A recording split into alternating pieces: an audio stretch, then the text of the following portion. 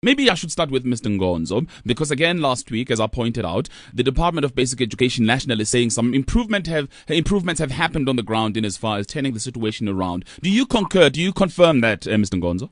Yes, Polani, I do concur with the fact that in the Department of Education in the Eastern Cape, there is an improvement from the level at which it was before the intervention was there, because there were areas that were identified by the National Department of Education for that particular intervention. Amongst them, it included the matters that relate to personnel provisioning, the provisioning of budget, deal with issues of over-expenditure, the issues of curriculum learning and teaching, the issues of school nutrition, the issues of provision of school transport, the infrastructure, and generally the running of the operations of the department, including its systems. I think, in a nutshell, when you look at those areas that were identified, you are able to notice that there is a massive improvement in terms of dealing with those areas, putting together the systems, processes, procedures, and other matters that relate to operations. And therefore, when you look at them globally, you are able to see that there's an improvement and a movement to those, which I can illustrate one by one if I'm given time. All right, you probably would have to do that a little later. That does not mean that there are no challenges facing those areas, because the problems in the Eastern Cape have been so deep for a number of years, over 10 years, and therefore this would not have been relieved within a short space of time. I'll get Ms. Sephton to respond to that, because she's among the people that raised concerns and actually said that as far as they're concerned, nothing has changed. But I'm interested in the fact that you're pointing out that the problems have been so deep for the past 10 years. Why? What has happened to the Eastern Cape? I think for the last 10 years, there's been a number of characteristics and symptoms which were indicating some areas of disagreement, particularly between amongst the society, the unions of the department, working within the department, and the department itself. And if you look at that, then one of the critical problems were the issues of leadership management and governance, which had challenges. You will notice that the Eastern Cape has been characterized by a labor turnover of both the political heads and the heads of department, changing from time to time. And therefore, this has not maintained and built a new organizational culture for the organization to perform. So this is one characteristic. So there hasn't been that. Then you would see some of the workflow management systems also have been collapsed during that process. All right. So those are just symptoms of what is happening, and therefore, among those, then that has affected service delivery and its operations. That's why then there was a necessity for an intervention. So for the past 10 years, there hasn't been any stability. Let me bring in the professor then. Professor Bikyana, do you also concur that this started 10 years ago, or does it date back a little further than that? I welcome Mr. Ngonzo's being candid to the extent that he is about the deep-seated nature of the problems in the Eastern Cape. But I wish that he would go a little further and say more clearly what is it that is actually being done to make sure that the problems do not persist and recur. 10 years is a very long time. We all know that these problems indeed have been, probably 10 years is minimal. Actually, right from the beginning, the processes of integration, the resourcing, the infrastructure, the relations, labor relations, especially the dominance of Sephton, and really the inability of the department to really provide quality education for the young people of the Eastern Cape. It's been a terrible indictment on our government. And what really we want to know is not so much what has happened. What we want to know, what is in fact in place to rebuild education in the Eastern Cape from the parlor state in which it is at the moment. And that, I think, I'd like this discussion to be looking at that. Sure. Because quite honestly, if you live in the Eastern Cape, and I do, one doesn't see these improvements that Mr. Ngonzo is talking about. Friends of mine from England are educationists went to schools in Grahamstown in October, and they found that almost 80% of the teachers were not at school. When they asked, children were on their own. Teachers were writing UNISA examinations. And so they were away, and the head teacher was there all by herself. But the children in the classrooms didn't even have work to do, nobody to look after them. and the teachers were taking exams down.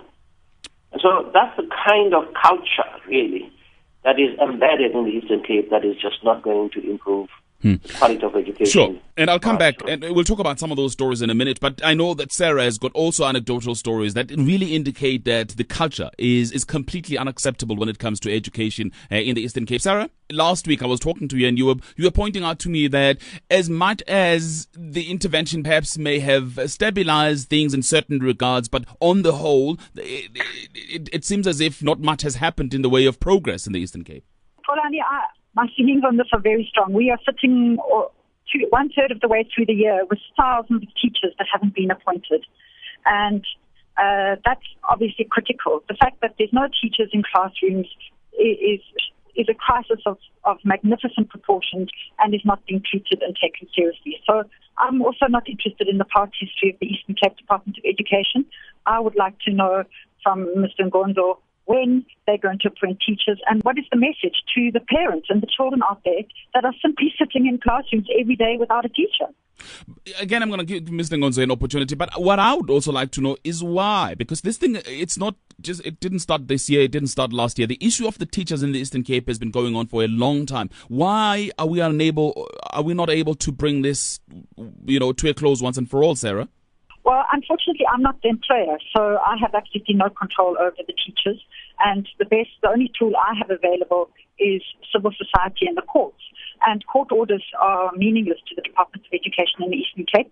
They don't even bother to obey them. So today we're issuing a contempt of court application against the Minister and Mr. Ngonzo because we are absolutely at a wit's end. If I was the employer, maybe I could make some more suggestions as how I could deal with the matter. So just tell me a little bit about this contempt of court order. Well, part of the court order last year that we obtained against the Department of Education, amongst one of them was to fill all vacant substantive posts permanently by the 31st of January. That hasn't been done. But another issue is the appointment of non-educators. Non-educators are support staff, administrators, cleaners, vital cogs in the wheel of any well-functioning school. The Department of Education has failed to appoint non-educator staff to schools for the last 5 or more years. Part of the court order was that they had to do this by the 30th of September. Last year, they had to allocate the non-educated staff for 2013 and then make the appointments. The Department of Education has failed to allocate these non-educated staff to various schools and has made no appointments. Mr. Ngonzo, please give us your responses, because it seems the right thing to do is obvious, but again, the department isn't doing it. Solani, some of the things that are being said by the participants in this discussion are true. But there's a context under which some of those things are supposed to be said. I think I want to agree with Mr. Panipijana that despite the fact that there are challenges in the Eastern Cape, there are still problems. There's improvement as well. But all you need now is how to sustain that. What strategy are we going to put in place to sustain those improvements? But I want to indicate to the listeners and my partners in this discussion that they must remember that the Eastern Cape has got its own problems, which are a history of integrating a number of homelands. And therefore, this is inherent somehow to these problems. The Eastern Cape Department is a combination of homelands, which are bringing in a number of problems from those homelands. All right, Mr. Ngonzo, I hear that. There's a number of improvements that has been there. Mr. Ngonzo, I hear you. Closer to Sarah. Yes. I hear you, but tell me something. How does that problem affect the appointment of teachers? How does it, we're sitting with 8,000 vacancies. The history of the Eastern Cape, how does it affect the fact that you are unable to appoint these 8,000 teachers? This is the point I'm trying to come at. The appointment of teachers is a problem that is becoming more inherent and becoming more a problem in the Eastern Cape. The reasons for that, Kolani, is because there is an agreement in this country which is called Collective Agreement number 2 of 2003, which deals with transfer of educators on the basis of operational requirements. And in the Eastern Cape Department of Education since 2003, that collective agreement has never been implemented as a result of a squabble or a fight between the unions within the education sector and the Department of Education, and that has not been dealt with at all. And the resultant of non-implementation of that collective agreement has been a creation of vacant posts by post-provisioning over a number of years, which could not be filled at that point in time. And the second resultant of that has been the appointment of temporary educators since those. And those temporary educators have become a permanent feature of the system, whereas it is not supposed to be there. And the third resultant of that has been an over-expenditure in the compensation of employees in this province to a level of more than 2 billion for that matter. So therefore, this department has been indulged in a number of problems. This has enabled then the department to be unable to appoint teachers on the basis of this and kept the system running with temporary educators, which is a problem. And a number of people in this province now have begun to think that in order for the system to be sober and for the system to be very, very, very stable, you must appoint temporary. And I'm saying it is not supposed to be. And therefore, we've put up a turnaround plan which makes sure that for every learner and for every classroom in this province, there is a teacher. Let me get some political context in this from Jolene Kotze. Jolene, it appears as if politically there are issues of the union versus the department. How do you resolve that? Well, I think, if we look at just the overall politico-administrative interface that tends to characterize not just the Department of Education, but basic service delivery as a whole in the Eastern Cape, we see that politics has started to dominate at the cost of departments delivering on their key mandate. We look at the issue between unions and the Department of Education. We see unions going out on prolonged industrial or strike action at the cost of the learner. It seems that the most important role player in all of this has been forgotten. And at the end of the day, if we take it to a broader perspective, we look at the 2010 State of the Eastern Cape report that found that around 64% of the youth are semi-literate.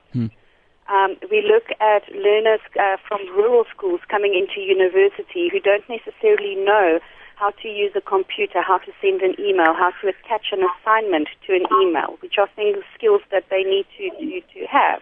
All right. We need to actually look a little bit further and say, right, what is the political will surrounding delivery of basic education in the province? And if we look at it over the last 10 years, one can even go a bit further, remembering that we are moving towards our second decade of democracy.